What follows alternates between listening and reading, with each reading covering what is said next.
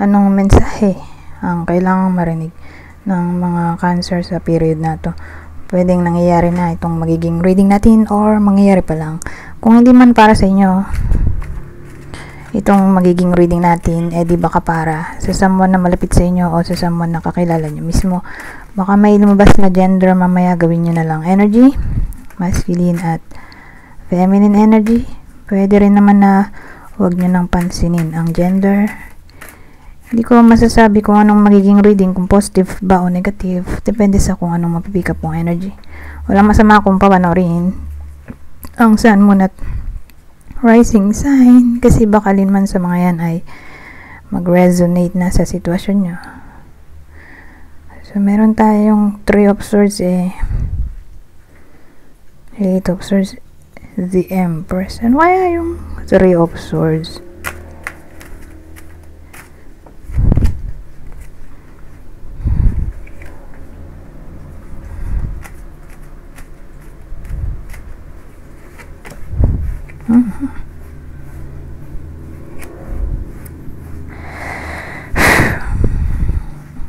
So, 3 of Swords can clarify ng High Priestess at the Lovers. Hindi pa ito nangyayari. Mangyayari pa lang. Kasi ganun yung reading ko. Sinasabi ko kung whether nangyayari na to or mangyayari pa lang. Pero sa case na to, mangyayari pa lang.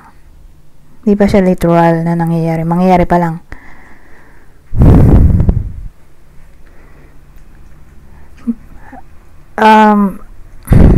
Ang dating may something na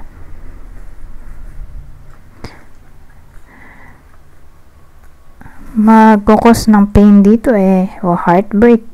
So may kinalaman sa relationship. So heartbreak ang cause ay love issues. So again, mangyayari pa lang to sa High Priestess. Kumbaga, hindi pa nare-reveal mari-reveal pa lang. Ano yun?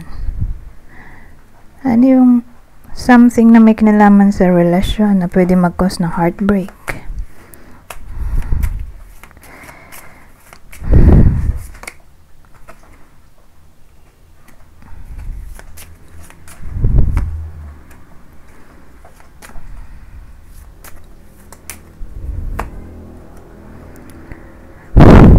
Magkakalabuan kasi sila Naging malabo yung top. Ayan, teka nga. Nasagi. Kalabuan sila dito. Sa topic ng commitment.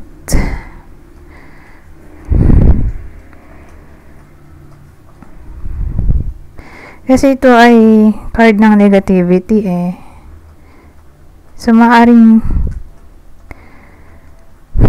hindi na sila parehas ng goal sa topic ng relationship o magkaiba na sila ng direksyon sa topic ng relationship.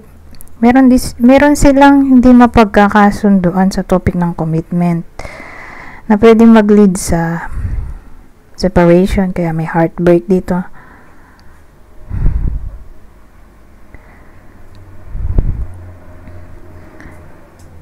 So, ganon.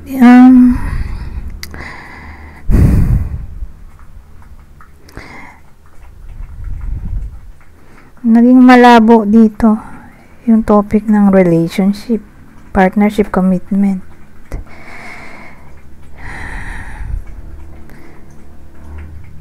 So, again, magkaiba sila ng opinion sa topic ng relationship. Let's say, gusto na magpakasal nung isa, ayaw naman nung isa.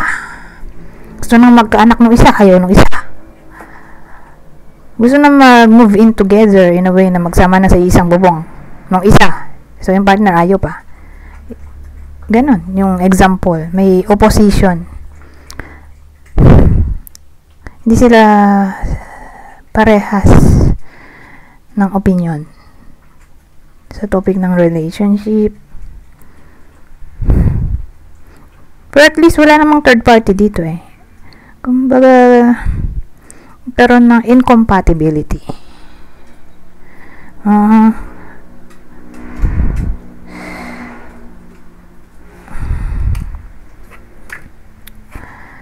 Ayan. Ano tong 8 of Swords? Bakit may 8 of Swords dito?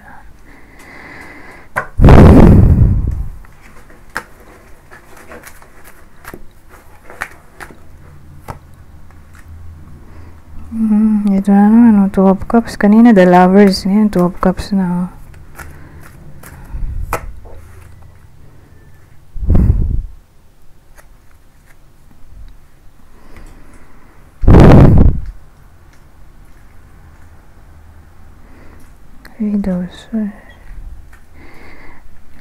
So, ang dating sa akin sa combination na to,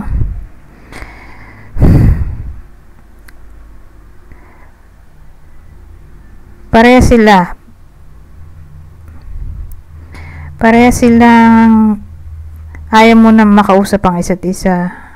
May humahad lang sa communication.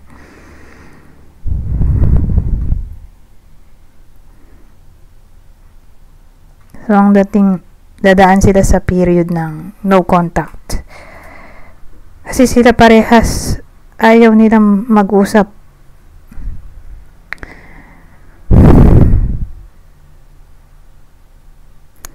Yan dating dito,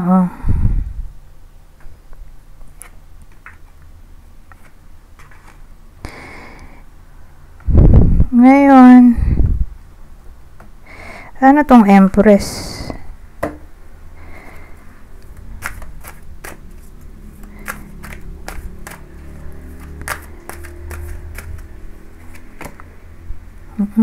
Five of Wands.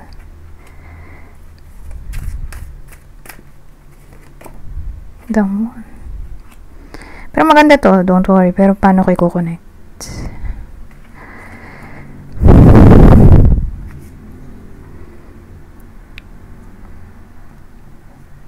So,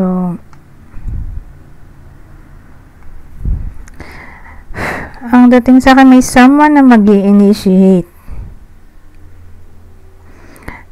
ng action regarding dito sa arguments, disagreement. Okay?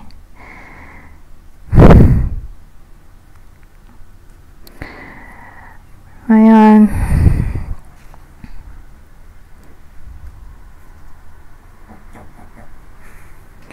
Empress at the Moon.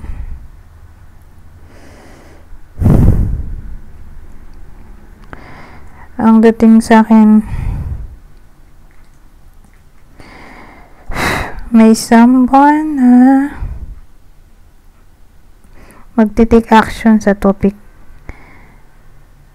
na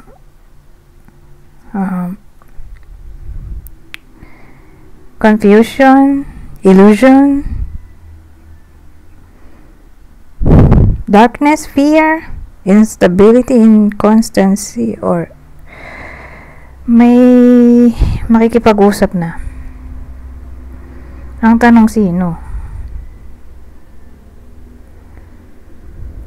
May susuyo na, in short. Tignan natin.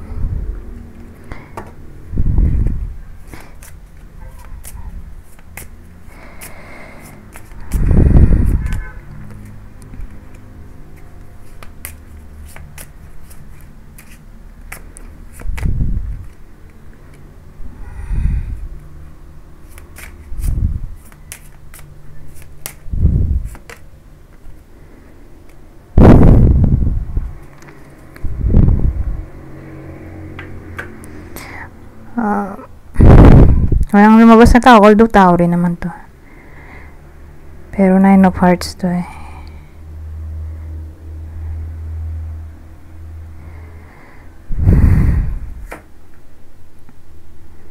Lalaki na lang kasi may iba na babae yung nakasakay sa kabayo. Dito kasi lalaki.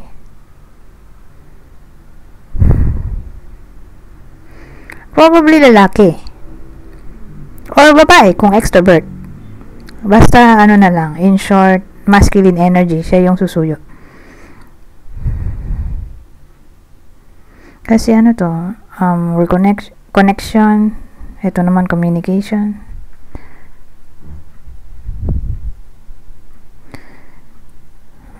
So, yung masculine energy ang mag-approach.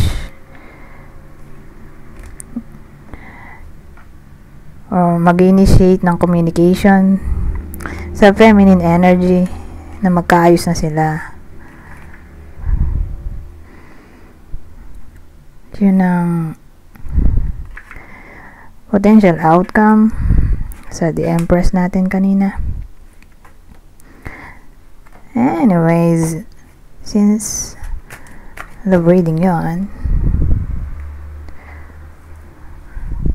maglalagay tayo ng clue.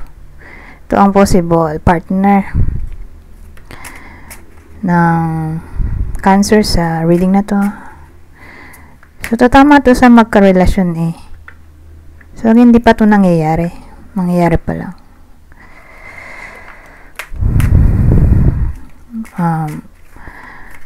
Again, ito yung partner ng Cancer, Aquarius, Capricorn, Aquarius ulit, ito Taurus. Ngayon, kung hindi man para sa inyo yung reading, di baka para sa someone na malapit sa inyo o sa someone na kakilala nyo mismo or idol. Ito ang possible zodiac sign niya. Isa sa air sign, Gemini, Libra, Aquarius. Dalawa na pala to. Kapwa Cancer, Aries. So again, Cancer, Aries.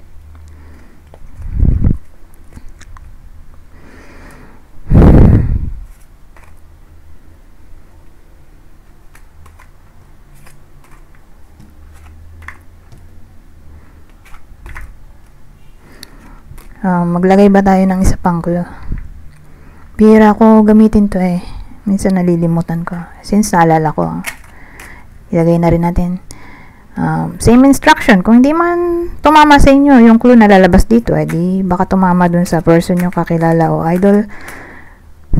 Kunin nyo lang yung clue na sa tingin nyo fit sa sitwasyon nyo or sa kakilala nyo. So, may someone na nasa 50 na. 50 pataas. Elderly. Ito, blonde ang buhok, whether natural na blonde or nagpakulay ng buhok or foreigner. Oh, ito foreigner, Australian. May clue tayo, Australian.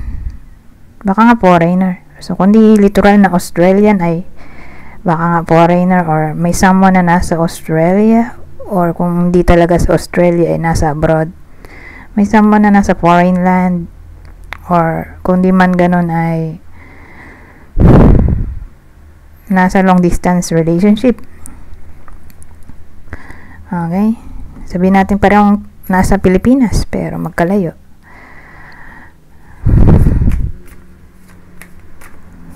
Ito, facial hair. So, may lalaking mabuhok. Baka ganyan talaga itsura. Balbasarado. Or baka bigote lang ang meron or balbas. So again, may buhok sa mukha.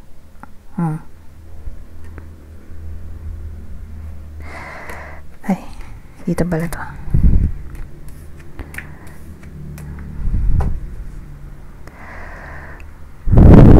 Ngayon, dito naman tayo sa susunod na deck. Kailangang init. Buksan ko lang electric fan. Ano pang mensahe ang makukuha natin dito? Lalaki.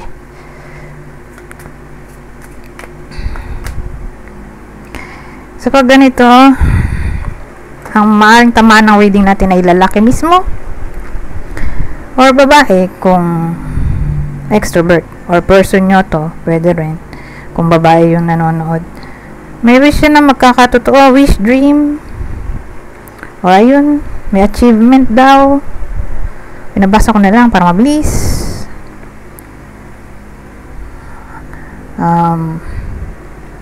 Ano pa ba pag ano? The Star, asahan din natin ang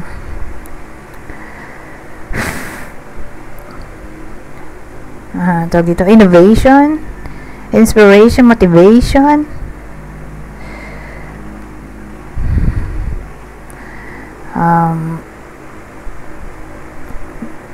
kung baga meron siyang success ba, may success siya sa period na to, may something na ma-overcome niya or mapagtatagumpayan niya, or mananalo siya sa something na may kinalaman sa competition.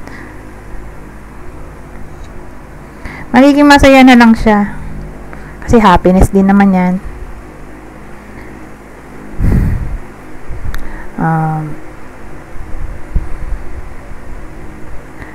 Or baka maging somewhat techy siya or makailigan niya ang topic ng spirituality, astrology, divination, witchcraft.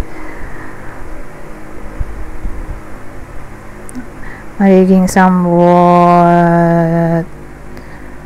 goal-oriented siya sa period na to, or mala visionary.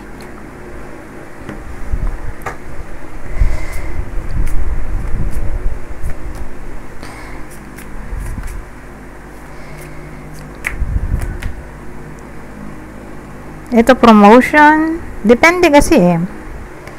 May iba na posible yung promotion, may iba na wala.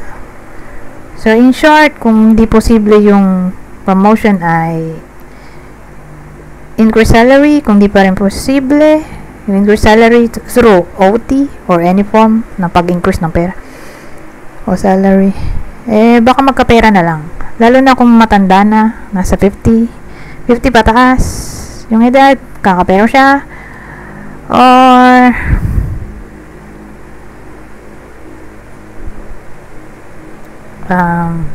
masi-surprise yung iba sa inyo, lalo na nga kung nasa 50 pataas, or kayo yung isi-surprise ng taong to 50 pataas. Pwede rin ganun eh. Baka may kakilala kayo 50 pataas ang edad, all of a sudden masi-surprise kayo sa kanya, baka may dala siyang pera or may dalang pagkain or bibisita siya sa inyo, depende, basta magiging masaya.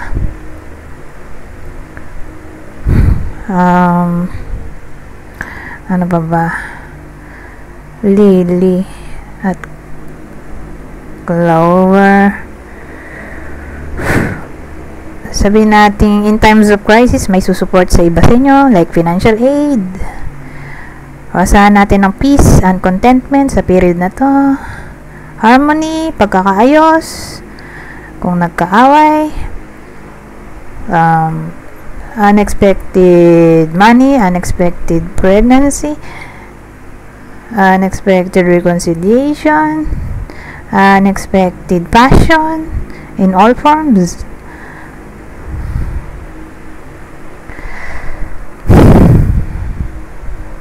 Unexpected support.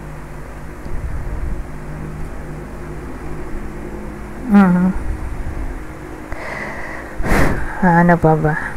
Daily. At ano to? Clover.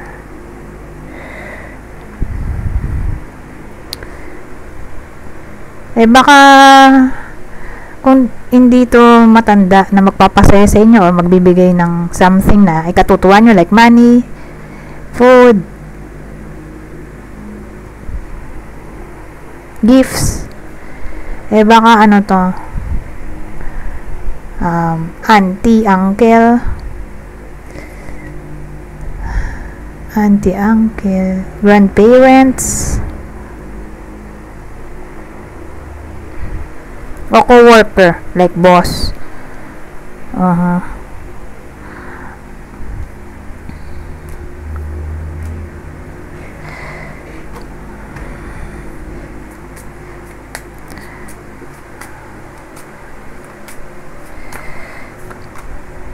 Garden.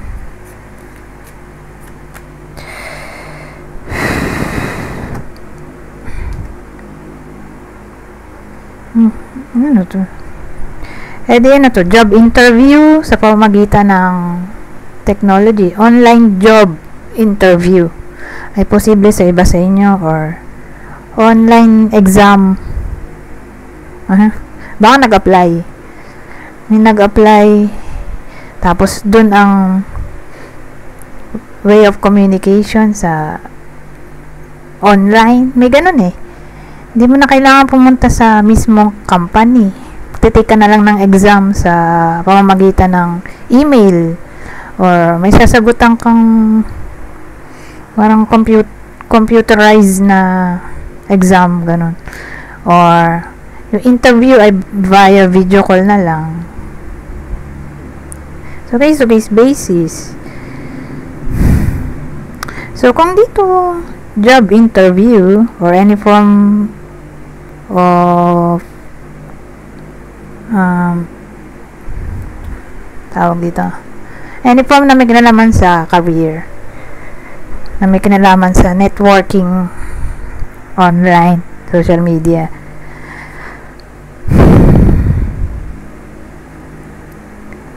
exam, di ba? Exam through online.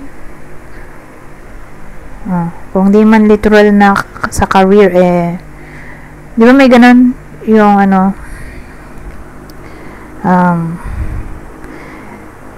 nag-aaral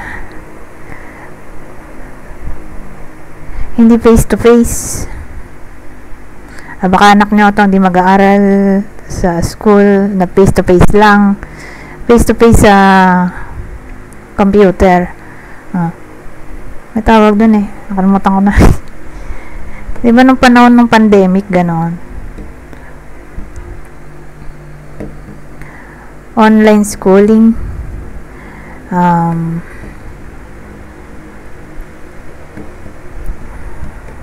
Kasi may nag-aaral dito.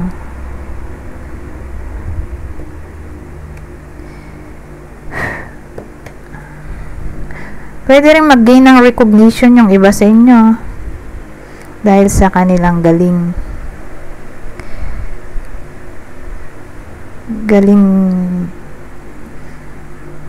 intellectually. Siguro magaling mag-research, magaling mag-investigate, matalino. Gain ng fame dito.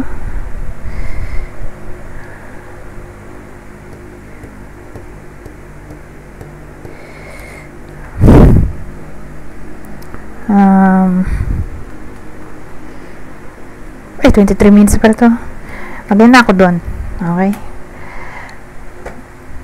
So, ito yung last deck natin. Babasahin ko na lang tong part na to.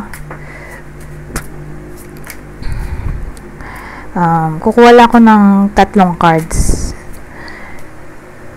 Sabi ko nga kanina, babasahin ko na lang para mabilis. Kasi, basic English lang naman to, madali lang intindihin.